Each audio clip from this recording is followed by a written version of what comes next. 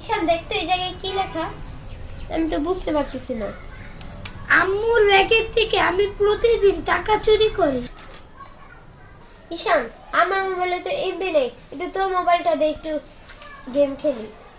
আমি কেন তোমাকে মোবাইল দেবো? তোমার মোবাইল দিয়ে তুমি এমপি করে নিয়ে আসো, আমি কেন তোমাকে মোবাইল দেবো? ঈশান এখানে যে রেকর্ডিং গুলো হয়েছে তোর আম্মুকে কিন্তু বলে দেবো। আচ্ছা নে। জলদি মানুষের বিশ্বাস করা যাবে না।